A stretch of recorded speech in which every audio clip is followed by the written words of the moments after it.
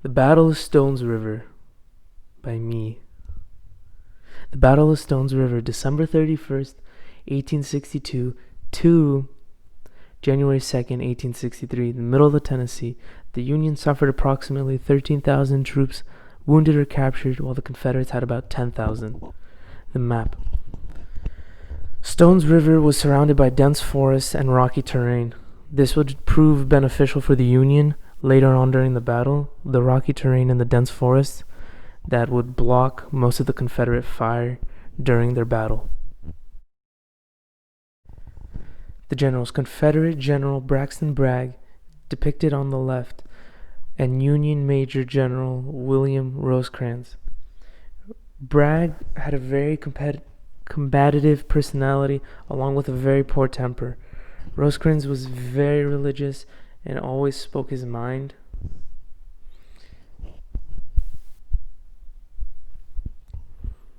The battle plans. Both armies had the similar idea of flanking right. They wanted to take out each other's supply routes and exit routes so that they could be pushed into a position where the opposition would have more power.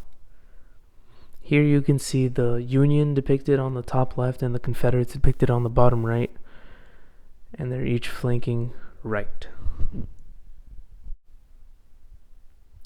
The armies. The Union had a total of 42,000 soldiers that were camped near Nashville, Tennessee. The Confederates had a total of 35,000 soldiers that were camped near Murfreesboro, Tennessee. The Union had many more soldiers than the Confederates did. The battle. The whole battle, in the Union's eyes anyway, is to win the boost morale for the upcoming Emancipation Proclamation. The Confederates were in Murfreesboro, Tennessee, only about 30 miles away from the Union troops in Nashville, Tennessee. On December 30th, 1862, both armies faced one another. Both the Union and the Confederates attacked with the same plan to flank the right and get rid of the supply and escape routes. The Confederates attacked first, attacking the Union lines. The terrain helped the Union in the battle, blunting most of the Confederate attacks. The Union had much pressure from the Confederates, so they had a horseshoe formation line that gave them better communications than their enemy. With this, they also had their cannons fill the fields with their fire. The woods and the rocky terrain helped the Union. The Confederates started to fall apart. The Confederate artillery could not penetrate the dense forest to get to the Union. After that, the Union gained control of the pike that was the lifeline to Nashville. The Union had enough resources to keep fighting on. The Confederates went on, and a few days later charged on the Union. The Union had a hill that was overseeing McFadden's Ford east of the river. But the Union had their cannon. But the cannon took a toll. After 45 minutes, the cannon killed or wounded about 1,800 Confederates. This Union counterattack really pushed the Confederates.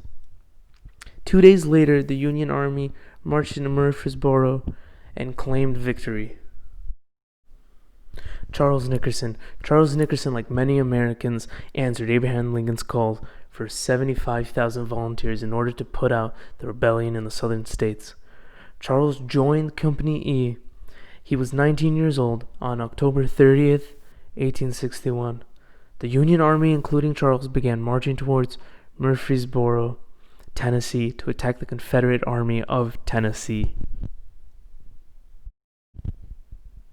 Charles Nickerson mentioned several items in his journal that he had at the beginning of the march to the south, including one large blanket, an overcoat, and an haversack, with 3 days of rations and his gun. This would imply that later in his march that these luxuries were no longer available, since it started as at the beginning. This map of the battle sketched in Charles' journal, which would imply that he was actively a part of the battle and had to have sketched this attack knowing the attack plan. End of the battle. The Union had won the Battle of Stones River, and the Confederates have lost the battle. As the Army of Tennessee retreated, they gave up a large part of the middle of Tennessee to the Union. General Rosecrans set an army and thousands of contraband slaves to constructing a massive fortification, Fortress Rosecrans, that served as a supply depot and a base of operations for the Union for the duration of the war.